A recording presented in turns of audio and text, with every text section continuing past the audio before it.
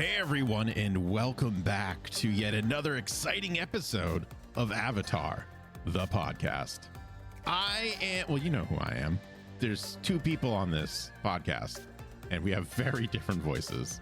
So I'm just going to go ahead and say I am Booster Greg, and as always, I am joined by Acorn Bandit. Hello. Hello. So this episode, we are talking about Book 2, Chapter 8, The Chase. Or, as we like to call it, The Fast and the Furriest. That's right. And before we jump right into this hair-raising tale, we have one quick reminder that we want to tell everyone about. Pins. It's about pins. It's about the top pin. That's right. We have, as of 2 weeks ago, I think it was 2 weeks ago, carry the 4. Some time ago, you all know we're not great at math. So some time ago, we told you all that we have been working on and have released the top pin special for Book 2. So be sure you go over there. Where can people get that, Acorn? Well, Greg, people can find that on joysons.com, joisans.com, or over on Etsy at Joysons Studio Shop. That's right, joysons.com. Don't forget the S. That could be your new slogan. You're welcome. joysons.com. Don't forget the S. All right. So before we dive in, I want to just throw a couple bit of trivia pieces out there that I found interesting that don't really pertain to anywhere specific in the episode. So I figured I'd just throw it at everyone in the beginning. This is the first episode where there are no tertiary characters at all. So that's no new voice actors to introduce. We have the core team Avatar, and we have obviously Zuko and Iroh and Azula and Mai and Ty Lee, but that's it. That's shocking. No supporting characters. Mind-blowing. So there goes my whole bit right out the window. But that's fine. So that I found very interesting because I was writing up this synopsis and I was like, wow. It's just everyone. Okay, that's cool. I like that. I'm here for that. The other little bit, or the other two little bits, I should say, is it's no coincidence that Zuko alone and The Chase both have a very Western feel. This was very purposefully done by the writers and the directors. They watched a lot of Western movies like The Good, the Bad, and the Ugly to kind of get that feeling. And it wasn't like they were watching these movies and that translated into their work. It was, they went in, they wanted this very specific feel. So they did their research and they I think they nailed it. They got it down. Oh, totally. And I think it really makes the episode stand apart too, because so far in this Avatar world, we've seen a lot of Asian influences. Yeah. And this is the first time we were seeing Western architecture and like a Western feel and almost like boom towns and things like that we very much see in our past as a culture. Yes. Yeah, absolutely. For sure. The other little bit really quickly, here's a little fun behind the scenes for Avatar the podcast. Writing this synopsis got me really just mentally exhausted, and I couldn't figure out why until after I watched the audio commentary on the Blu-ray. And the director and writer, so Josh Hamilton and Giancarlo Volpe, were both kind of saying like how they were just tired working on this episode all the time, and that Team Avatar's exhaustion was rubbing off on them. And I think that's what happened to me as well. Is it was very like I sat down to write this summary a couple different times and I just couldn't get through it.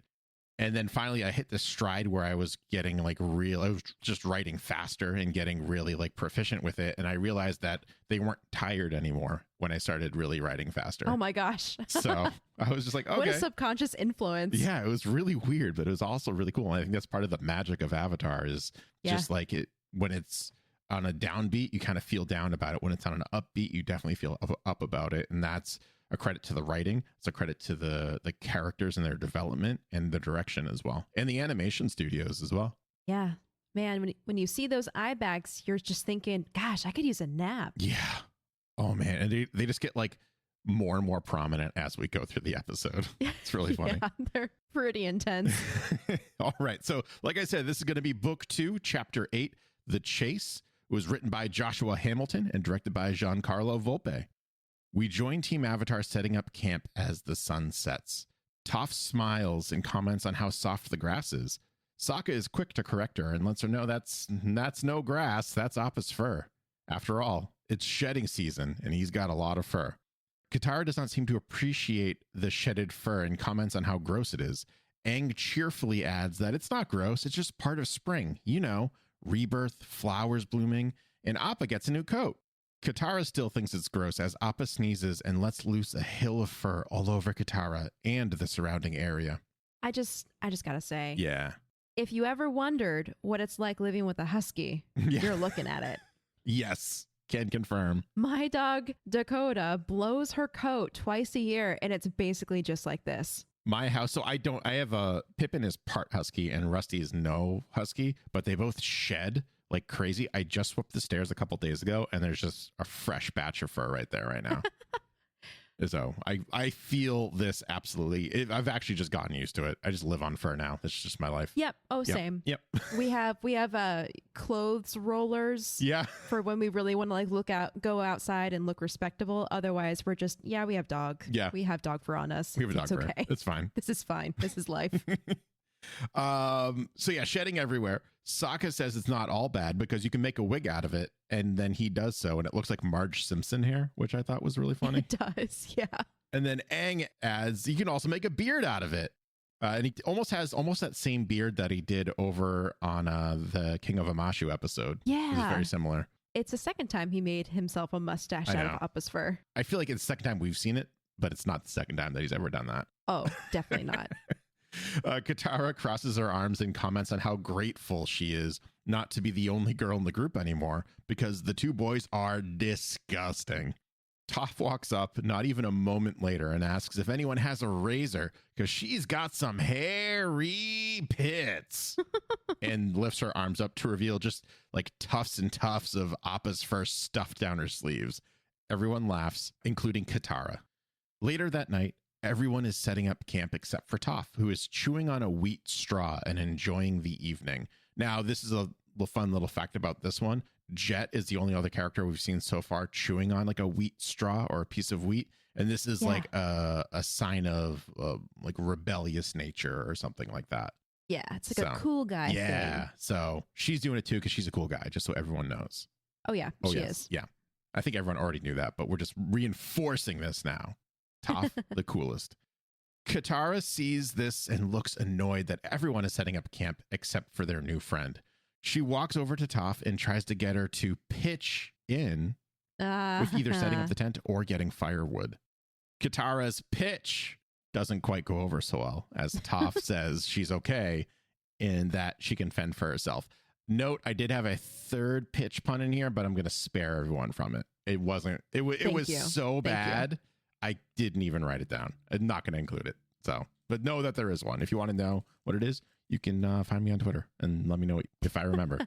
Anyways, Katara tries to get her to be a team player, but Toph doesn't really want to help. When it's clear that Toph is getting agitated, Katara walks away before either of them loses their temper. A few moments later, Katara sees Toph sitting alone as Aang and Sokka unpack Appa and feels badly about how their previous conversation went. Katara apologizes to Toph and says that everyone is just really tired and it's probably just getting to them. Toph accepts the apology, kind of, and notes that Katara does seem pretty tired. I meant all of us, Katara comments, but Toph doesn't get the hint and calls it a night. Katara shrugs and wishes Toph a good night.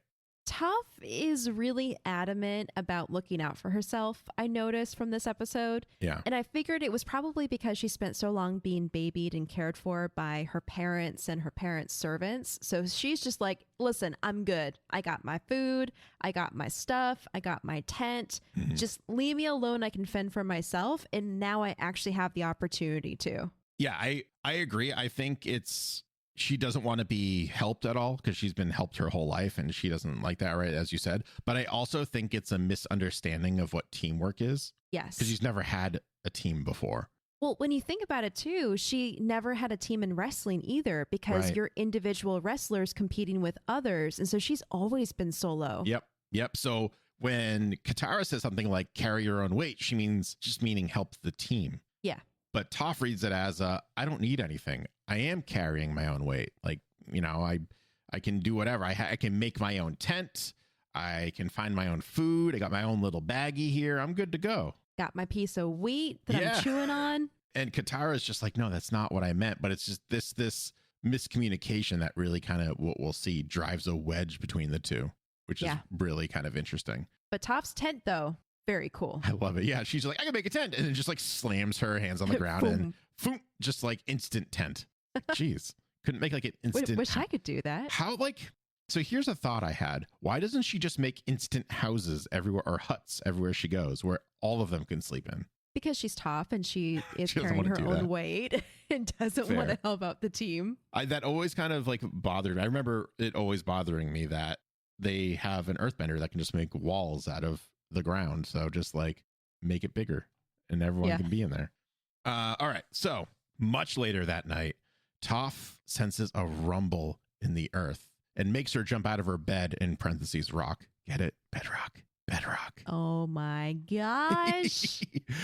That one is so bad, and it was included. It makes you wonder what the other pitch one was. Anyways. It does. She warns the group that something is coming right for them, and she can feel it in the earth. Which is another example of her using her sub-ability of earthbending, seismic sense. Yes. What I found interesting is it woke her up. So like she doesn't have to actively use it. It's a very passive thing for her, which is really cool. Toph notes that it feels like an avalanche, but is not an avalanche. After a sarcastic comment from Sokka, the group decides to take off, and they catch a glimpse of what's chasing them. It's almost like a train tank thing covered in spikes and armor to the teeth. I'm going to call it a murder train from now on, is my nickname for it. It is a murder train. I kind of like that better than its official name, which is called the Tank Train. Yeah, it's a murder train. And yeah, it's murder train. We're changing the canon. Thanks, team. I did find out the Tank Train is a hybrid Fire Nation war vehicle combining a land train and an armored tank. Primarily used as a means of transportation, it is designed to travel at high speeds over most terrain without using tracks and is capable of hauling many people in large loads of cargo across great distances. A fun little behind the scenes trivia from the commentary track is that Mike, I think it was Mike, I don't know, one of the guys always assumed that Lo and Lee are like conductors for the murder train. I read that. They never like put it into the show, but they're always like, yeah, Lo and Lee, they're driving this thing. They have little goggles on and just ready to go in there. That would be so cute. I could see like little old lady Lo and Lee's, like looking steampunk-esque. All right. So after a little bit of flying, the group finally lands and begins to set up camp again. Toph covers herself in a dirt cloud and is just relieved to be on land. And she does like, it's like sand bending almost. She just like bends the dust so it like hugs her almost, which is really fun. She goes to turn in for the night, but is interrupted when Katara asks her to help them unload Appa. Toph is surprised to hear that they need help unpacking Sokka's funky smelling sleeping bag, which is confirmed to be funky smelling by Sokka himself. And Katara shrugs and says they need her help unpacking that and everything else. She is a part of the team now, after all. And Toph immediately throws her finger at Katara before she can finish her sentence and is angry. Look, I didn't ask you to help unload my stuff. I'm carrying my own weight. Katara yells back at Toph that she's missing the point entirely. And ever since Toph joined the group, she's been nothing but selfish and unhelpful. What? Look here, sugar. Actually, you should read this. You're the voice of Toph in the group. What? Look here, Sugar Queen. I gave up everything I had so I could teach Aang earthbending. So don't you talk to me about being selfish. Toph then immediately slams to the ground and then earthbends another tent around her. And when Katara yells more, Toph just earthbends a door, which slams shut on Katara's face, which is hilarious. Which makes her blood boil. Yes. Oh my gosh. Katara furiously tries to break down the tent, and when Aang asks if they should do something, Sokka comments on how he's just enjoying the show. Aang says that both Toph and Katara need to calm down and nearly gets his head bitten off by Katara, who is completely calm. Twitch. Note, this is a side note for all of our wonderful listeners who have maybe not learned this lesson yet. Take it from me. Never tell another person to calm down unless you want the opposite to happen, in which case tell them to calm down. Never goes over the way you want it to go. Cool little note right here. Josh Hamilton, who is the writer, thought the line Sugar Queen was never going to make it to the final cut, but it did.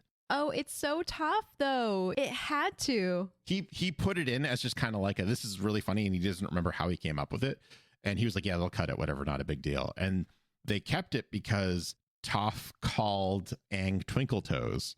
Yes. So they were like, all right, she just has to have nicknames for everyone. Like, this is like her thing now. So that was kind of funny.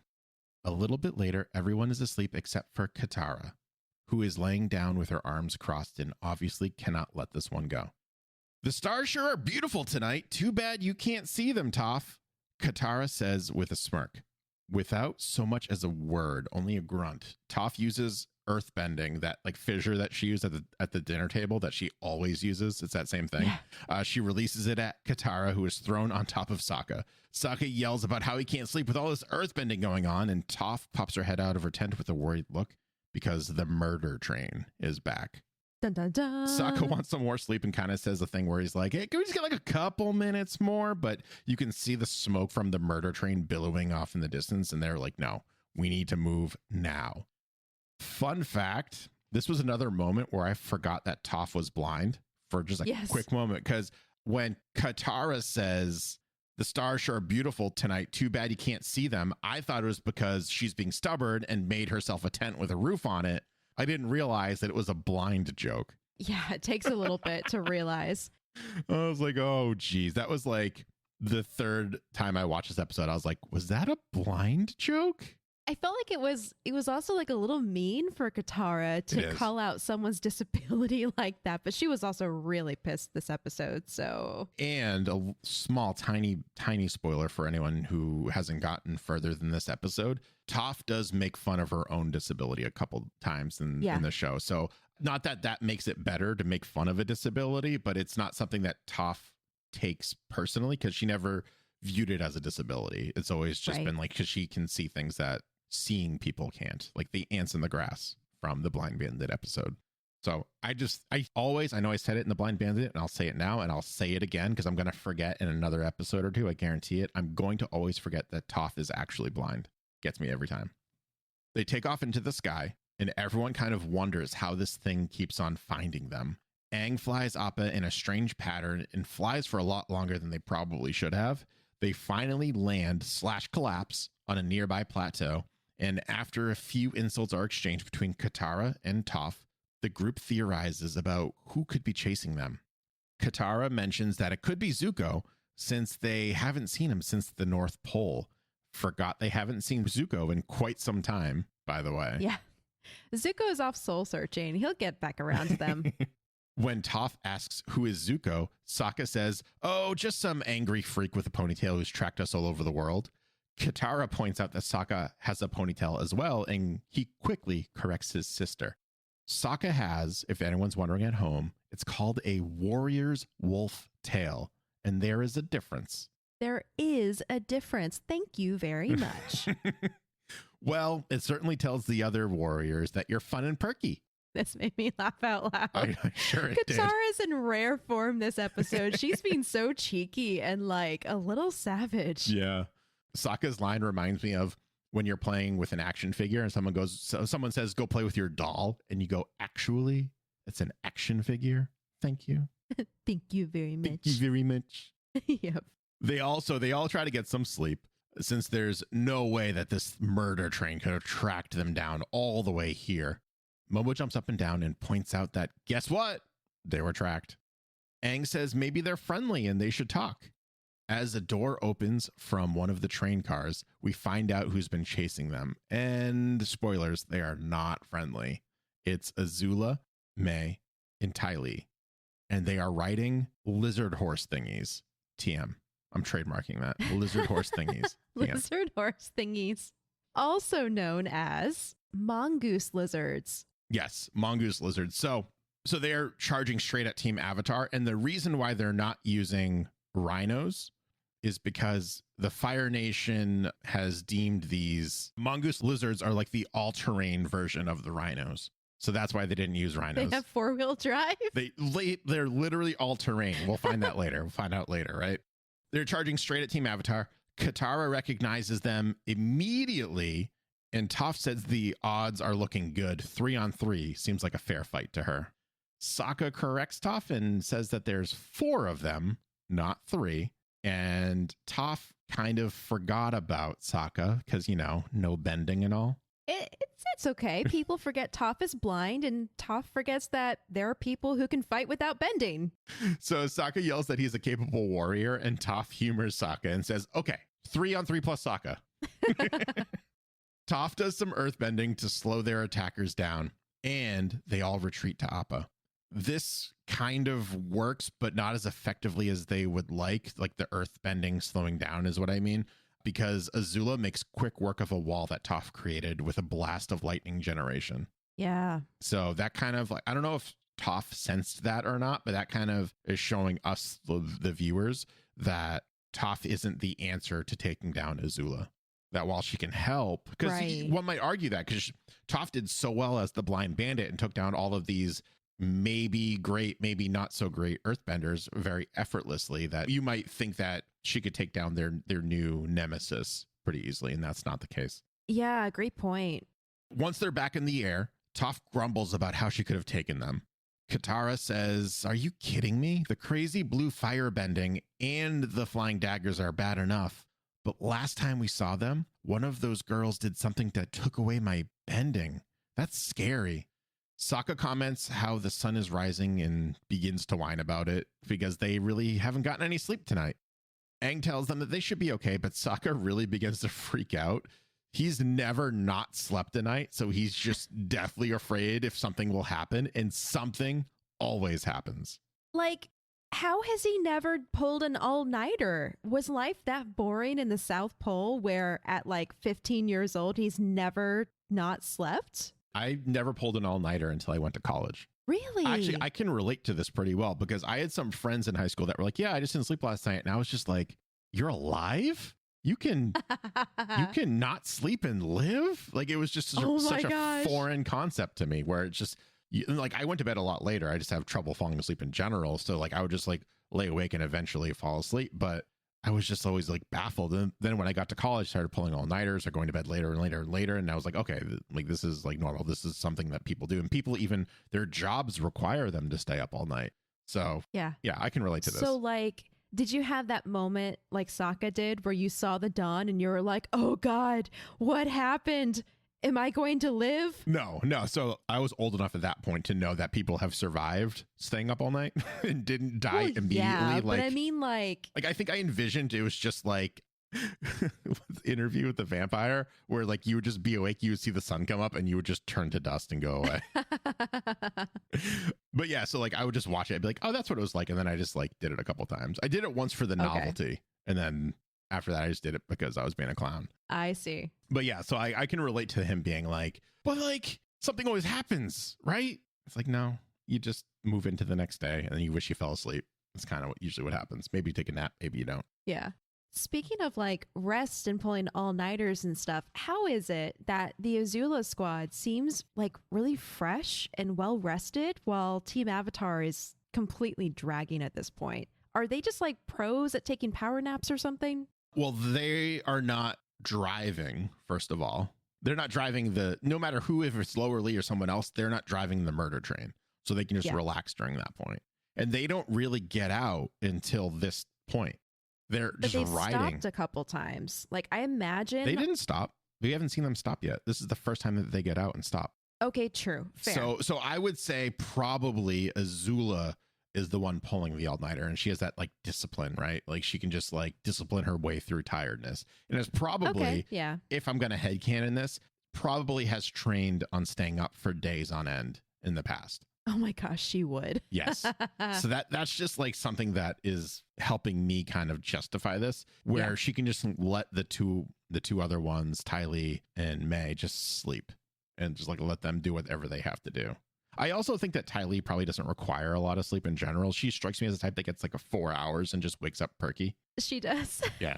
I could totally see that. And actually, if you think about it too, May, I don't think she uses up a lot of energy to begin with. So I feel like she could probably run on minimal sleep anyways. Oh man. Yeah, because she has all these reserves ready to go. Yeah. She's just always sitting at like a neutral 5, and maybe she'll like perk up to like a 6 or a 7 in terms of energy level when she's fighting, but then goes right back down to a 5 and just stays there. And there you have it, folks. We just headcanoned the sleeping patterns of the Azula squad.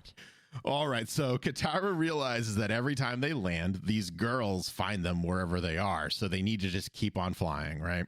Aang notes that they can't fly forever, which is true. It's something that I think is very interesting that Katara forgot about, is that Appa is a living being. That is interesting. And that he can't just go, right? Like he has to stop and rest at some point.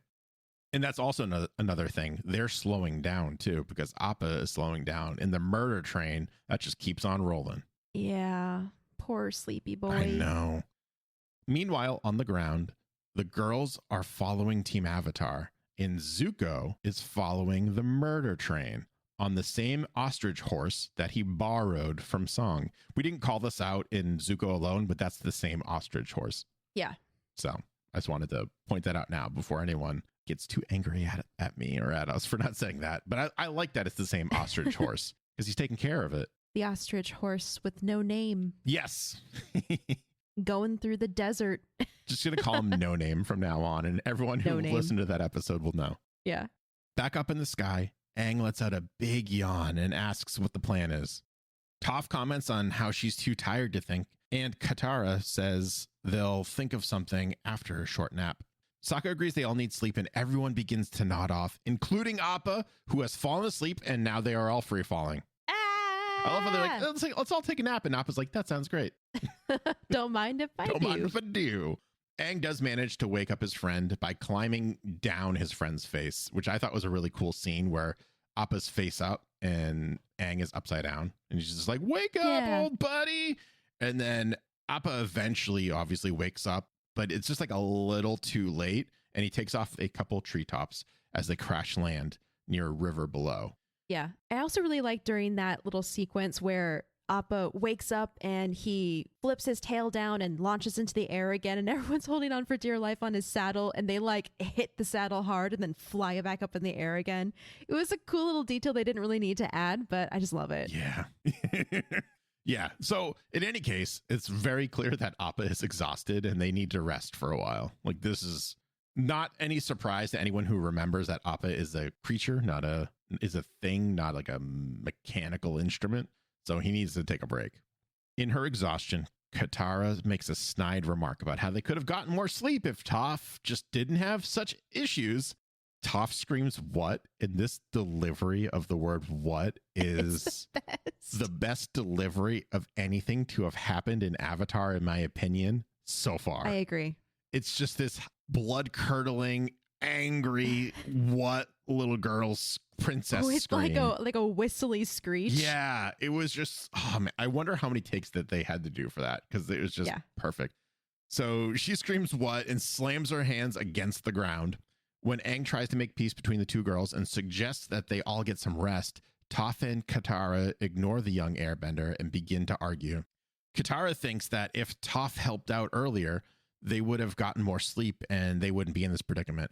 Toph begins to yell about how this isn't her fault, and if you're going to blame anyone, it should be Shetty over here. Toph pulls a tuft of Appa's fur off of him and reveals to the group that he's been shedding this entire time, leaving almost like a trail of breadcrumbs for Azula to follow. Which is also exactly accurate, because when my husky is blowing her coat, you can walk up to her and see this like little tuft kind of sticking out a little bit from the rest of the fur, and you can literally pluck it out, and it's like, it's a tuft. It's like this clump of fur that's just falling off of her body. Multiply that by like 100 and you got husky shedding season. Yeah. So this is the last straw. Aang loses his temper, and when his friend is blamed for this and reminds Toph that she's all about carrying her own weight and that she hasn't been carrying her own weight, because guess what? Appa has been literally carrying her this whole time. And you know what? Now that Aang's thinking about it, there was never a problem when it was only 3 of them. Oh boy. That was too far. That was like one step too far for me. I was Team Aang right there. And then he said that, and I was like, that's your tired brain talking right there. Your lizard brain right there just chirped right up. Toph grabs her belongings and tries to leave the group, but Sokka jumps in front of her to try to stop her. And then Toph just uses that fissure move again and just like pushes him over. And it's funny because he's still upright. He's not like thrown out. She's just like, move. Yeah, I love that. I feel like I've never consciously noticed that before, but because she's an earthbender and she's a very talented earthbender, Yep. to move him, she literally moves the ground like a conveyor belt almost. Yep. She just slides him to the side. It was so funny. And another thing, boy, is Toph effective at making people mad at her. Yes. She is so good at pushing people's buttons. Well, something you have to remember too is this is the first adventure with Toph in it too. So they're not used to each other. Like we met her a couple weeks back, but like she wasn't part of the group then.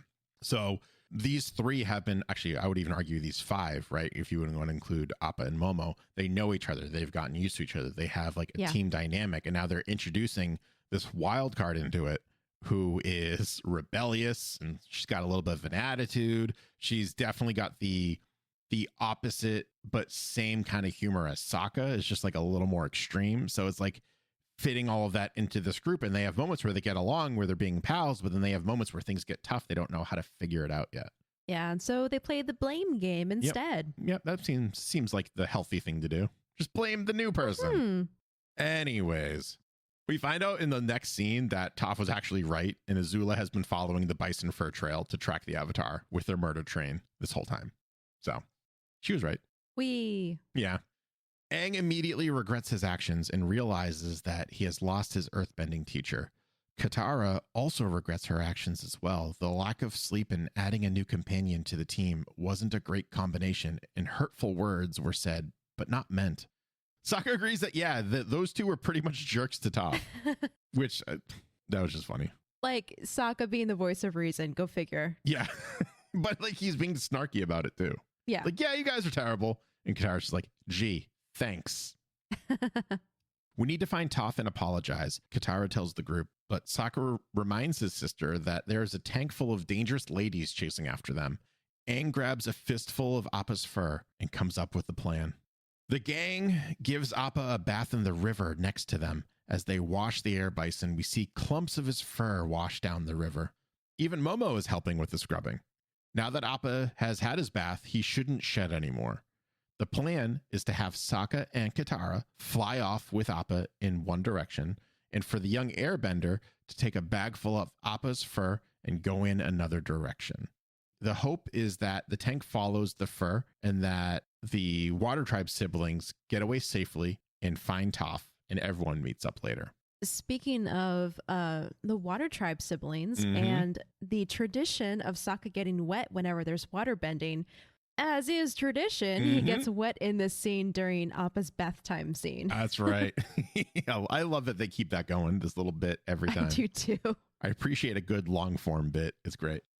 We catch back up with Toph, who is wandering the forest alone when she hears someone she thinks is sneaking up on her. She immediately uses a fissure to knock her pursuant down.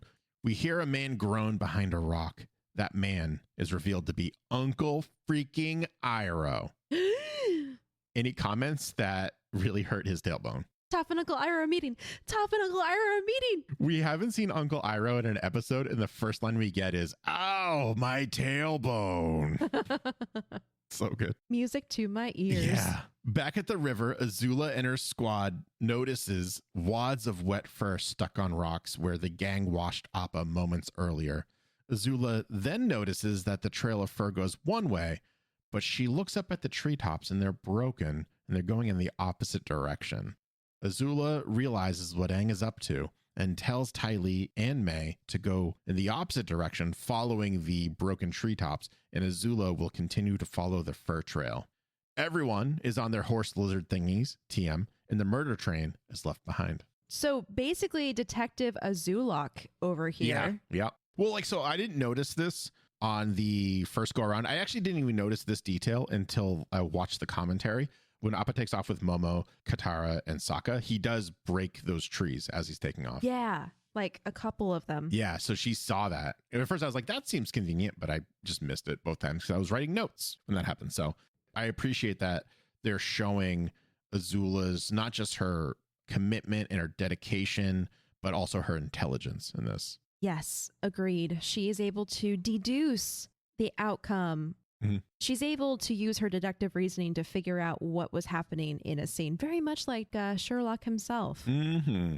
You know what they're also showing in this scene What's that? is Ty Lee's personality, which Oh, yes. I very much enjoy. Yeah. See, I don't like Ty Lee. She's a valley girl, essentially. She's Yeah. Avatar's version of a valley girl. But when you look at her, it's just like a pure being, Yeah. a wholesome, like little ray of sunshine. It's easier to like her. And so she likes the simple things. She just enjoys life and figuring out words for things that she's trying to think of, like clumps.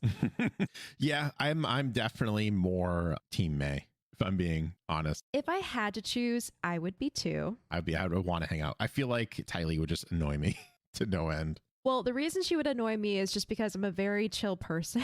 And Yeah. so it's way too much energy for me. Yep. May's more my speed. Yeah, for sure. Aang is exhausted as he is flying through the air, leaving a trail of fur as he goes. He lands in a nearby abandoned mining town with heavy Western vibes. Instead of going out to look for his friends, he assumes a meditation pose and sits down in front of the fur trail he made and waits. I have the name of this abandoned town. Yes, I had it too, but I didn't write it down. Apparently, it's Tuzin, and it was a mining town where earthbenders used to mine for rare metals for many years. Mm. After the metals were gone, similar to the end of the gold rush in our history, the people were rumored to have literally left overnight. Interesting. Nothing else to mine. Gotta clear out. Gotta get out of now there. we have a ghost town. What I thought was really interesting is it literally looks like a Western town where it's just like that one street that goes through the middle of it and houses and buildings on either side. And that's pretty Yeah. much about it. Yep. I was really about that, especially because like I started rewatching Westworld season 1 about a couple months back. Oh, yeah. So I'm trying to make it through season 2, but I always hit this wall in season 2. But anyways, so like I was kind of like, yeah, this like I'm feeling this, but not. And like I think we talked about it a little bit in Zuko Alone, where I was like, is this Western? I can't tell because I'm just in a Western mood. But yeah. We rejoin Sokka, Katara, Momo, and Appa as they search for Toph in the air. Sokka comments how she couldn't have made it too far, but freaks out when he sees May and Ty Lee on their tail. Sokka comments that they need to go faster and make it beyond the river. Appa is still really tired, so he's kind of struggling with that, and they actually are kind of descending a little bit as they continue to go. With another crash landing across the river, the siblings celebrate as they made it to safety. Or did they? Because remember when I said these lizard horse thingies TM are all terrain?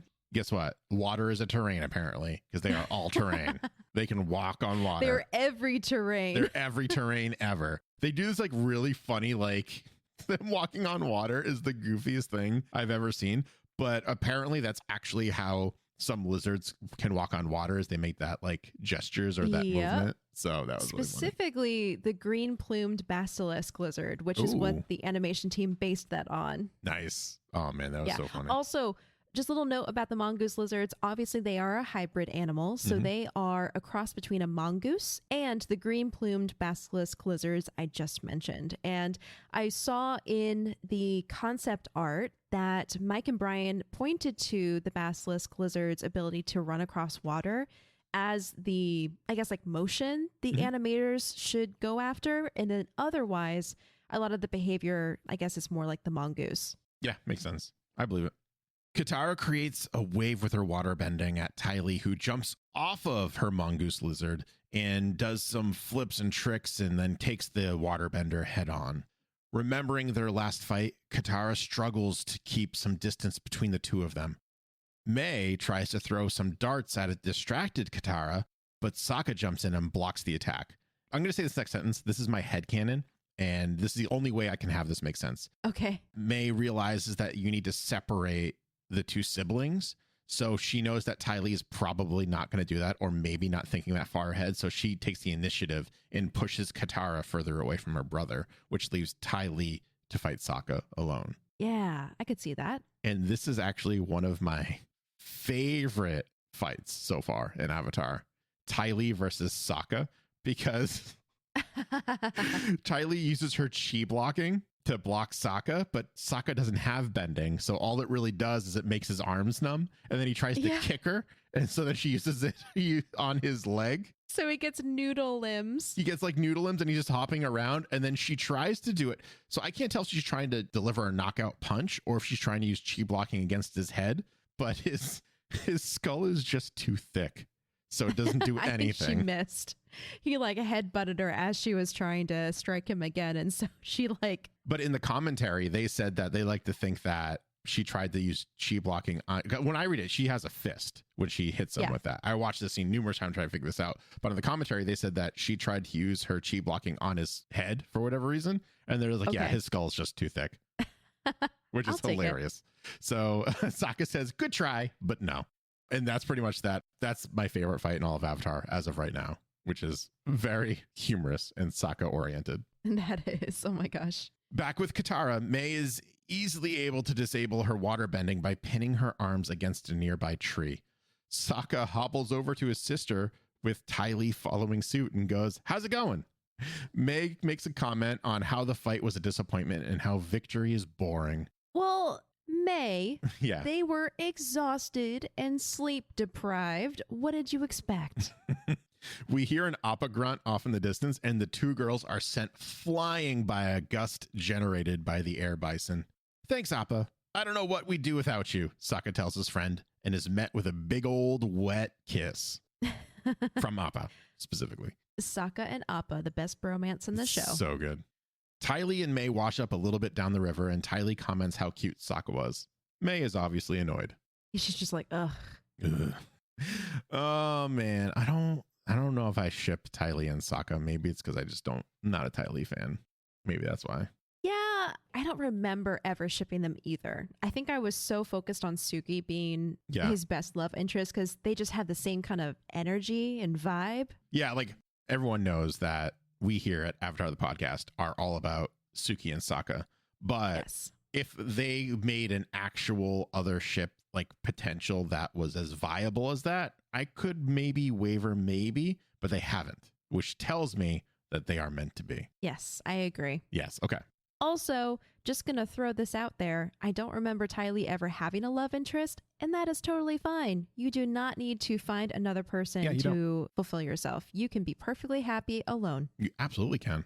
Absolutely. It's like, I think there's so much shipping talking because in 2005, 2006, 2007, that was a heavy topic. 100%. Yeah. Oh, yeah. Yeah, nowadays we're a little more accepting to different walks of life, including people who aren't interested in romance or relationships. Yeah. Back at Tuzin, Aang is watching the horizon with determination when he sees Azula approaching. All right, you've caught up with me. Now, who are you and what do you want? Aang asks the girl, and the two are in an old-fashioned standoff. I love it. And it's also really fun to remember that Aang has never met Azula before. Yeah, so he's like, okay, fine, what? Yeah. Who are you? He's like, this is that part where he starts to be serious. So this is like very much like the Goku thing, right? And I might just be thinking more Goku because A, I'm a Dragon Ball Z fan, and B, I'm also watching Dragon Ball Super now. But he's goofy and he's wobbly and he's wibbly. And then all of a sudden when it's like down to a fight, he's like, all right, now it's serious mode. And he like lays this brilliant trail and just like sits down and waits like a Jedi, which is so cool. So cool. Azula is now face to face with Aang. And right, he just kind of said, what do you want? And Azula says, you mean you haven't guessed? You don't see the family resemblance? Here's a hint. I must find the Avatar to restore my honor. It's okay. You can laugh, which is the best part. It's so funny. So what she does is she takes her right hand and covers her left eye when she says that line to almost mock Zuko's tragedy, which is evil and hilarious from a really twisted perspective. And she's the only one that has made fun of his scar yet. Yep. And she would be the only one because she just loved that day, loved seeing her brother get cut down a couple notches. Because she's a terrible human being. Yep. Yep. So what now? Aang asks as Azula goes into a big, bad, evil monologue that I didn't even bother summarizing. But essentially, it's like, it's all over and you can run, but I'll catch you, etc., etc., etc. Aang tells her that he's not running and he stands up. Azula smirks exactly like her dear old daddy did in Zuko Alone when she was doing the firebending that she was taught, and he was proud of her. Yep. That same in front of evil Fire smirk. Lord Azula. Yes. Mhm. And so the scene changes and we rejoin Toph and Iroh. Toph and Iroh. This next scene, when Michael read the script for this, Michael DiMartino, he asked to storyboard this specifically. Oh, I love that. That's very rare for Brian or Michael to be like, I want to do this scene. Yes.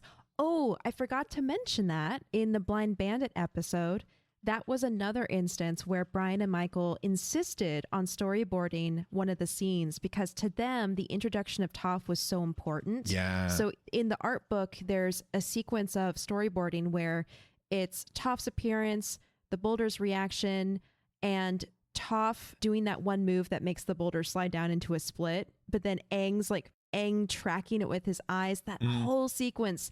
They storyboarded it. That's really and cool. I didn't know this before, but Mike and Brian started their career in the animation industry as storyboard artists. Mm-hmm. Yeah. So, you know, a scene is going to be great when the showrunners, creators, the people responsible for Avatar: The Last Airbender are like, I'm doing this scene. You don't say no to that, I feel like. No.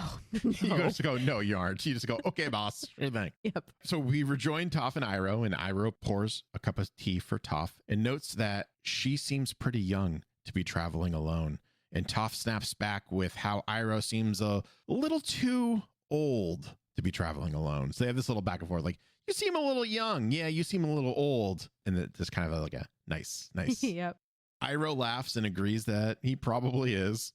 Toph mentions that she can tell what Iroh is thinking and that she looks like she can't handle herself. But Iroh quickly tells her that's not the case. Toph brings up the fact that he wouldn't even let her pour her own cup of tea, to which Iroh replies that the only reason why he poured her a cup of tea is because he wants to pour her a cup of tea, and that's it. Which I love that answer. Yes. Oh my gosh. Just this whole scene, Toph and Iroh meeting feels like such a gift. Yes. Because it's, first of all, it's exciting to have two of your favorite characters in the same room, so to speak, but also just the intergenerational friendship that is so instant, and they're completely different experiences. It's almost like, you know, Toph, for all of her wildness and whatever, she's actually very insightful. And so it's cool to see her insight and Iroh's wisdom coming together over a cup of tea. It's like so satisfying. It really is. And the other really cool thing too is they're opposite in every possible way almost, except for their bending, because their bendings are technically opposites, but they are kind of on different sides of the war right now, although Iroh isn't really on the Fire Nation side, but he kind of is, right? They're opponents potentially, and they're meeting when they don't realize they're opponents yet. Yeah, that also is so very special, and I love that. Yeah. And also, Iroh doesn't handle her any differently than he would another stranger on the street, which is very nice. So we go back to them talking, right? And Toph is telling Iroh that whenever people see her, they think she's weak and want to take care of her, but she can take care of herself by herself. Iroh then notes that she sounds a lot like his nephew, who always thinks that he has to do everything on his own. So I had this thought, and I put it in all caps because I was yelling it in my brain.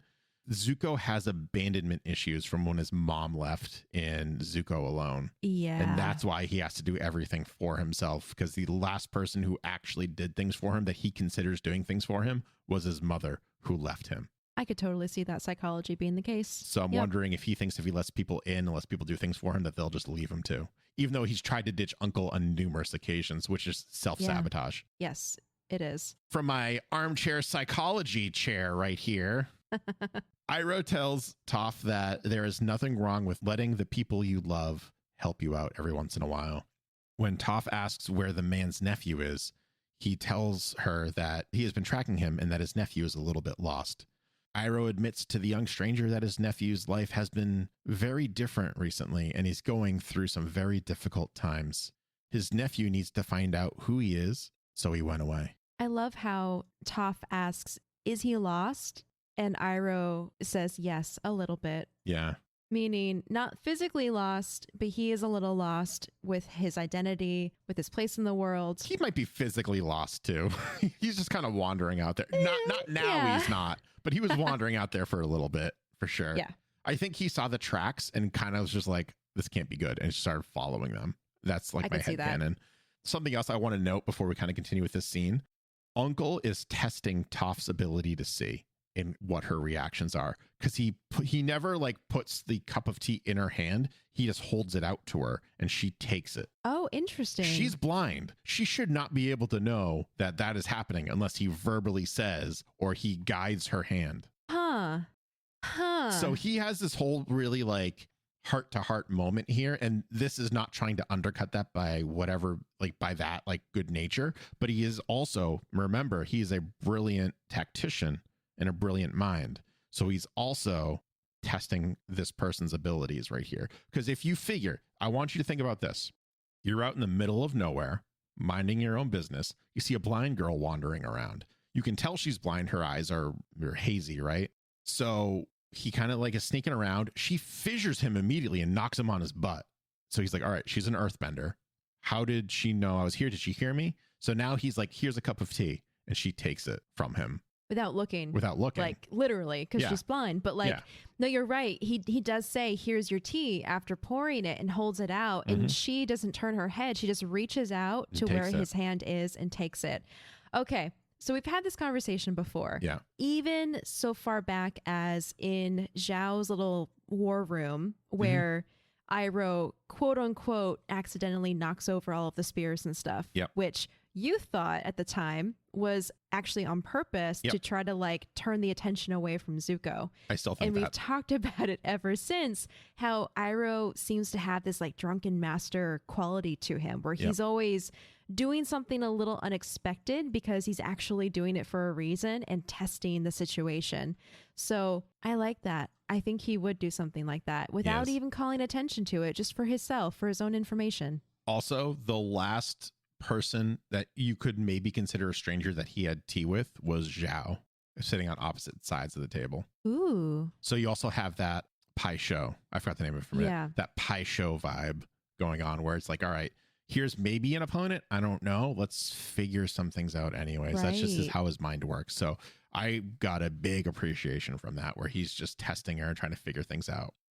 Iroh even goes as far to admit that he's been secretly following Zuko this whole time, even though he doesn't want to be followed, because if he ever needs his uncle's help, he will be there. Oh. Yeah, I know. And also, not super surprising. No, not at all. Yeah. Toph tells Iroh that his nephew is very lucky to have him in his life, even if he doesn't know it. She thanks the old man as she gets up to leave. Iroh tells the young girl that sharing tea with a fascinating stranger is one of life's true delights. And again, that fascinating stranger is just reinforcement of like that. He's like, how can you see this? You're blind. This tea that I'm holding. Oh my gosh. He's fascinated by this little girl. I love it. I subscribe. Yes. Toph corrects the old man and tells him that she is thanking him for what he said. It helped her. Iroh is glad that his words helped, and before she leaves, she offers some wisdom of her own. She suggests that he tell his nephew that he needs him to in his life. Iroh remains silent as he takes a sip of tea and thinks about these words. And there's that Toph insight. Back at the showdown in the abandoned mining town, Azula asks if Aang really wants to fight. Yes, I really do, a familiar voice says as he enters the street. And it's Zuko. I love this nickname. I was wondering when you would show up, Zuzu. Azula calmly greets her brother, and Aang giggles at the nickname, Zuzu. Zuzu demands that Azula back off and that the avatar is his, but Azula refuses, causing what is called a good old-fashioned Mexican standoff. And there's more of that Western stuff coming in. Yeah. Oh, gosh. I have another little note about that, too. Yeah. I learned that it can also be called a mêlée à trois, which refers to any fight where there are at least 3 sides involved who are fighting against each other with no pre-arranged alliances. Oh, that's French. Yeah, it's French. So Aang versus Interesting. Azula versus Zuko is considered a Malay à trois. It's really interesting that like the English or like American vernacular for it is a Mexican standoff, but the other term is French. Yeah. I find that funny. Okay. So yeah, so the three of them are squaring off, and eventually, so it's this really, not really long, but it's this kind of long little point where we see the three of them going back and forth. This was supposed to be even longer, but it had to get cut short because, 22-minute episodes. And then when it breaks up, it's Azula who takes the first shot, and she fires it at Zuko, not at Aang, which is very telling. Oh, yes. And also, if the two of them just got over their differences, they probably could have gotten Aang within 15 seconds. Easy. Yep. But they're all just fighting each other, and you see blue flames and red flames and air gusts just flying everywhere. So Aang takes off into a nearby building without a floor. Azula almost falls in, and Zuko definitely falls on his face first, which is really funny. This also reminded me of an old Western set where the houses aren't houses, but they're just fronts. Yes. Which like really reinforced that visual for me. It's also such a great moment of characterization because Azula catches herself and nimbly recovers. Yep. But then Zuko comes in barreling like a bull in a china shop. It's Yes. like that is so them. Oh, something else I want to bring up too is during this whole fight, this is a long fight sequence that I just kind of summarized with one sentence because time, but her hair is perfect throughout that whole fight scene. Oh gosh. Which is good find. Yep. Probably just animation shortcut, and they don't want to have strands out of place, but I'd like to think that it's because she's not even trying at this point. Yep. And she has perfected her bending so much that there is no hair out of place. Also, calling back to the fact that her fire is blue, we talked about this from a previous email, how it's a fan theory that Azula's fire is blue because of salt. Salt is a substance that will make fire change colors. And so when you think about it, the amount of hours and blood and sweat and tears she put into her craft, of course her fire is blue. Yeah, which is kind of funny because Zuko is generally the salty one out of the group. Yes.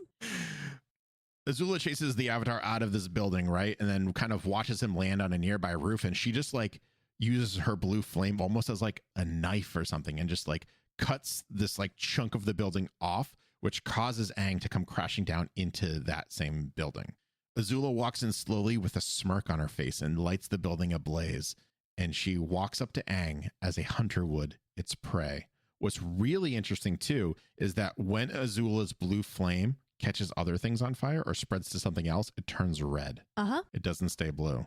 Very interesting. Because once it interesting. leaves her, it's just regular fire. Yeah. It's not attached to her ability anymore. Yeah. On the Blu-ray commentary, I think it was Michael mentioned that he'd like to think there's no solidified thing. So the fan theory is valid, but he'd like to think that it's a different temperature, which we know isn't the case. That's not how blue fire happens. But what he said was when it spreads from her, it just cools down because her anger is just hotter than the actual fire, which I thought was funny.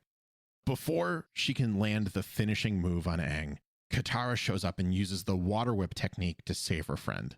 Azula chases Katara outside and battles both her and Sokka.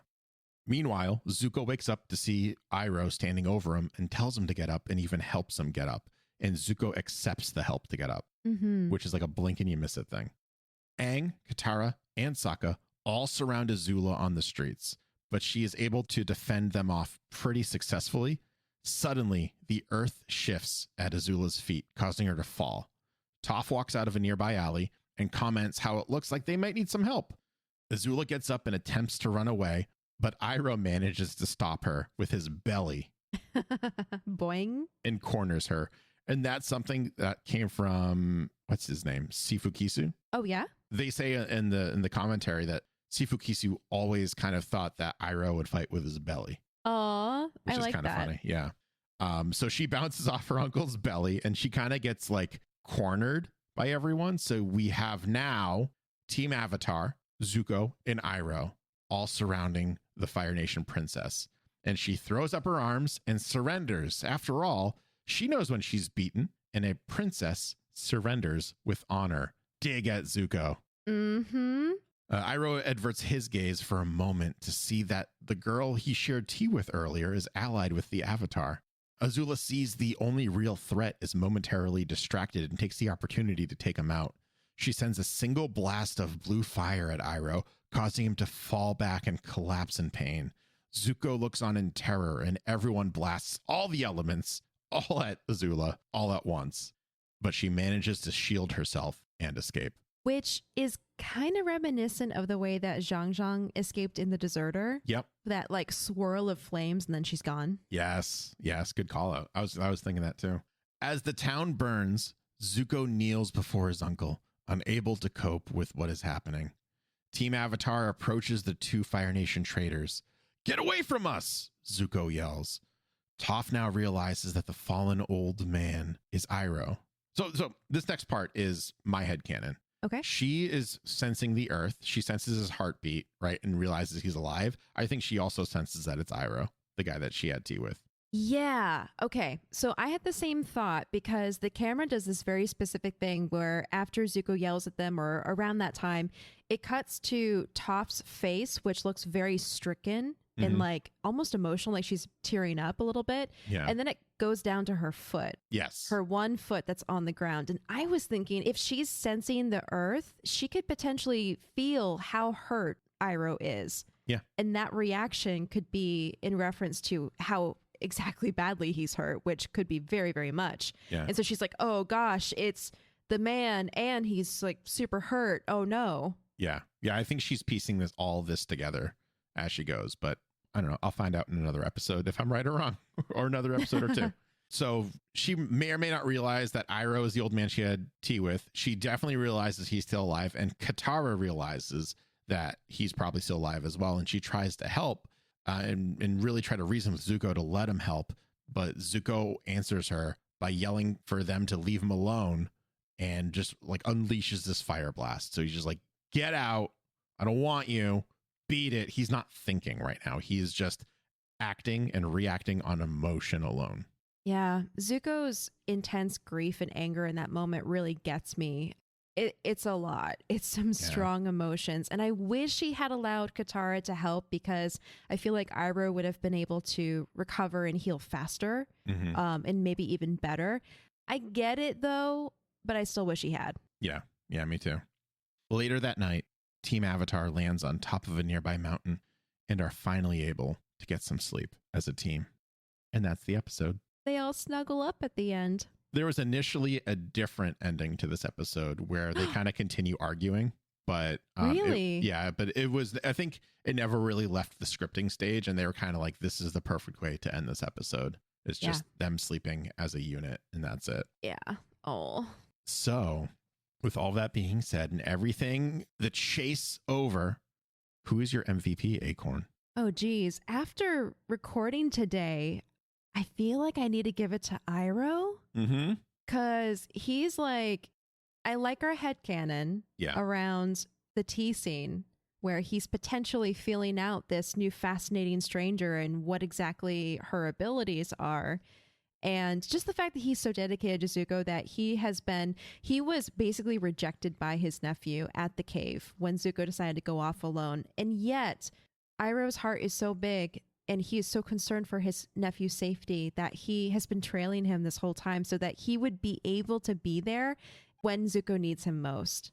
And he was. And so, you know, for all those reasons, I think Iroh deserves it. I agree. It's Iroh. There's no other choice that I can even like come up with like a fudge like explanation. Is Iroh has, for everything you said, he's never left. He never abandoned Zuko. He let him do his thing. He kept his distance and was just there as a safety net if he needed him. He's brilliant on his own with this whole like trying to figure out if Toph is a threat, if she is, what is the extent of her abilities, all that stuff without her even kind of realizing it. And also gracious enough to accept wisdom from someone else, even someone who is a fraction of his age. Yes. So, yes. Which ties into our next episode. Yes. And okay, but before that, we still got the moral of the episode to talk about. So what is your moral of the episode, Acorn? If you have a hairy friend, get them a Furminator. I was going to say get him a razor. No. Actually, fun fact that a lot of people don't know. I'm going to use this opportunity as an education piece. Yeah. With huskies, a lot of dogs will get shaved during hot seasons to help them cool down and to keep their hair manageable. Fun fact about huskies, if you do that, it messes their hair up. So never shave your huskies. The hair will not be able to grow back correctly because the hair is super, super smart. It is intelligent hair, and it has multiple layers that interlock in a certain way, and that gets ruined when you shave your huskies, so just don't do it. Just don't do it. Just don't shave your husky. Just don't do it. They're fine. They don't need haircuts or anything, and that's why they shed. It's fact. It's science. That's what nature gave them. They blow their coats when they need to regulate their temperature. Yes. My moral of the episode, I think, is going to be, this one's tough because it was so... Actually, you know what? No, I got it. Right as I was about to say another sentence. The moral of the episode is never underestimate the value of a good night's sleep. Oh, nice. There we go. To all of our college student listeners out there, that advice is for you. Yes. If you have to pull an all-nighter, do so. But if you can plan ahead a little bit, I know you may or may not. I definitely did not and will not, but you may or may not want to.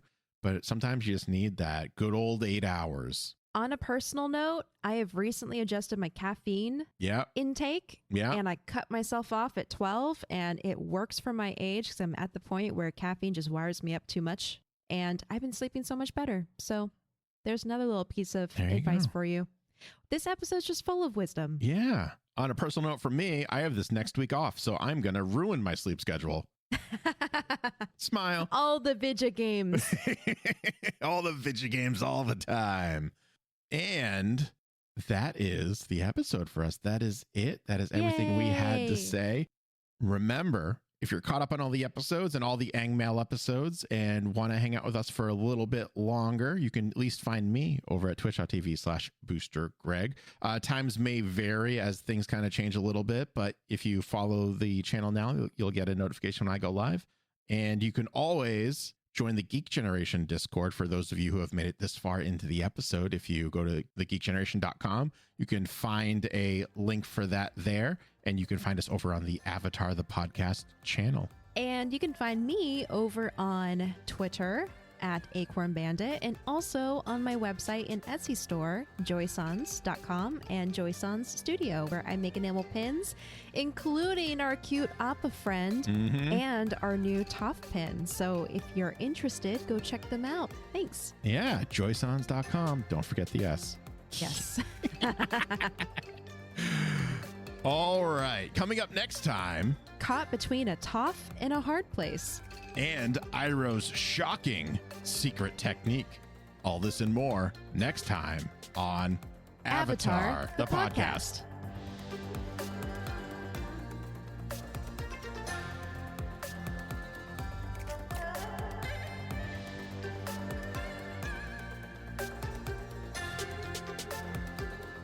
Avatar the Podcast is a proud part of the Geek Generation Network. Remember to check out all of our podcasts at thegeekgeneration.com.